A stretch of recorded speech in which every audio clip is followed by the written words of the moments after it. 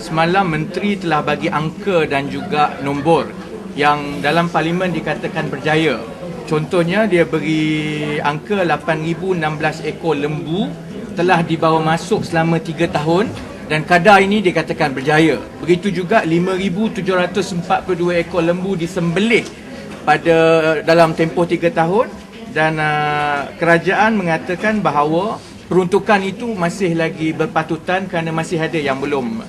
Saya nak sebut dua perkara. Pertama, kita mempersoalkan sasaran yang menteri kata dipenuhi sebab secara akalnya, common sense-nya, menternak 8,000 ekor lembu dalam masa 3 tahun ini, petani mana-mana di kampung mana-mana pun boleh buat. Tidak perlu untuk ada projek 250 juta.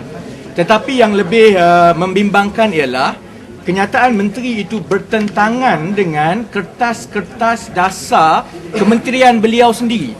Jadi saya pohon saudara-saudari, dalam edaran tu ada dua. Satu kenyataan akhbar, satu adalah kertas dasar oleh Jabatan Perkhidmatan Veterina yang menerangkan tentang projek pusat feedlot ini berdasarkan rancangan Malaysia ke-9. Dia didetailkan dalam rancangan Malaysia ke-9 dan ada huraian yang cukup jelas. Dalam itu, saudara-saudari boleh tengok dengan jelas sasaran sebenar projek feedlot. Jadi kalau tengok kepada pertama, jumlah ternakan lembu. Kalau ikut dokumen Kementerian Pertanian sendiri, mengikut rancangan Malaysia ke-9, pusat feedlot kebangsaan sendiri yang digemas itu perlu menternak sekurang-kurangnya 60,000 ekor lembu. Selain daripada itu, ia juga perlu membangunkan satu ladang komersial bebas dengan ternakan 20,000 ekor lembu setiap tahun, dan pada masa yang sama pusat feedlot perlu bangunkan 310 penternak kecil dengan saiz ternakan 600 ekor setahun. Jadi keseluruhan ternakan satelit ini sepatutnya 186,000 ekor.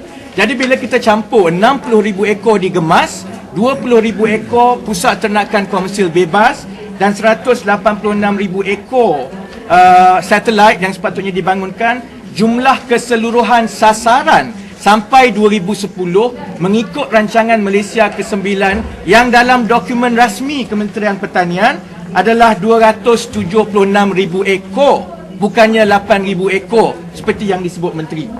Kita bukan lembu, kita boleh kira. Yang kedua, sasaran kementerian melalui rancangan Malaysia ke-9 ialah sasaran bekalang daging sembelihan. Pelihara 276,000 ekor. Berapa yang perlu disembelih untuk capai sasaran? Menteri cakap semalam 5,000 ekor, lebih kurang 5,742 telah disembelih dan ini adalah satu kejayaan. Kalau kita tengok dokumen Jabatan Perkhidmatan Veterina, sasaran pusat ini ialah 50,000 tan daging menjelang tahun 2009, iaitu 40% permintaan daging Malaysia. Kalau kira anggaran seekor lembu 150 kg, sasaran 50,000 tan menjelang tahun 2009 ini sama dengan kena sembelih 330,000 ekor lembu setahun. Jadi ini bertepatan juga dengan sasaran penternakan tadi. 276,000 dia kena sembelih 330,000 ekor. Yang dicapai setakat ini dalam masa 3 tahun diakui oleh menteri sendiri 5,742 ekor lembu pun tidak memenuhi sasaran. Perkara ketiga yang kita nak jawab dan perlu maklum balas daripada kerajaan ialah dari segi konsep pelaksanaan pusat feedlot. Kalau ikut kertas yang dasar Kementerian Pertanian, selain daripada menternak lembu, pusat feedlot kebangsaan perlu menjadi integrator projek. Maksudnya dia kena membangunkan penternak satelit yang 310 orang tadi, dia kena membekalkan baja organik, dia kena membekalkan makanan kepada lembu dan dia kena membina rangkaian pemasaran untuk dipasarkan seluruh negara. Sehingga kini tidak ada satu pun fungsi-fungsi lain dibuat oleh pusat feedlot kebangsaan.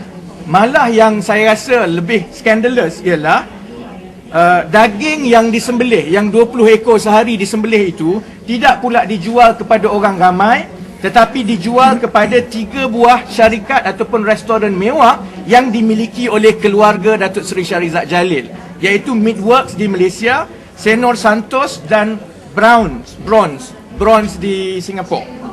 Yang ini 3 syarikat stek mewah yang dimiliki oleh keluarga Datuk Seri Shahrizad Jalil, dan yang inilah yang mengambil bekalan 20 ekor lembu tadi. Sedangkan konsep pusat feedlot kebangsaan ialah you sembelih 1,000 ekor, 2,000 ekor lembu sehari, pasarkan di seluruh Malaysia di pasar-pasar. So dari segi konsep pelaksanaannya pun memang jauh menyimpang daripada apa yang digariskan. Dan yang terakhir sekali kami nak jawab tentang dana kewangan. Sebab Menteri Pertanian kata, kenapa nak bising-bising? Kerana jumlah yang dikeluarkan sekarang ini tak sampai pun jumlah yang diperuntukkan. Dia kata hanya 135 juta baru diberikan dari segi pinjaman dan hanya 6 juta grant diberikan daripada 12 juta grant. Tapi kalau kita bandingkan, 141 juta ringgit yang dibelanjakan untuk pelihara 8,000 ekor lembu dalam tempoh 3 tahun adalah jauh mengatasi daripada anggaran yang dibuat oleh kementerian beliau sendiri. Kalau saudara-saudari baca kertas dasar Kementerian Pertanian, dianggarkan untuk saudara boleh baca kat dalam tu, untuk pelihara 9,000 ekor lembu setahun hanya perlukan modal 6.37 juta.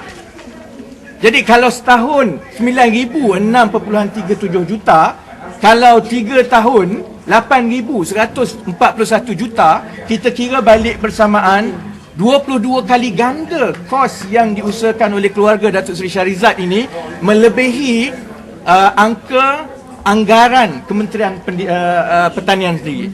Jadi saya rasa kesemua ini jelas boleh menjawab balik bahawa isu pusat feedlot ini tidak boleh diremehkan macam Menteri Pertanian cakap semalam. Rakyat faham kalau 8,000 ekor mengambil peruntukan 141 juta untuk 3 tahun adalah satu perkara yang besar, dan sebab kerajaan masih lagi tidak mahu menerima kelemahan, Keadilan insya-Allah akan menganjurkan satu rombongan sambil belajar ke pusat ternakan feedlot di Gemas hari Khamis ini. Jadi kita akan jemput semua wartawan, media yang nak sama untuk lihat sendiri bagaimana hanya ada 1,000 ekor lembu di kawasan ladang seluas 5,000 ekar.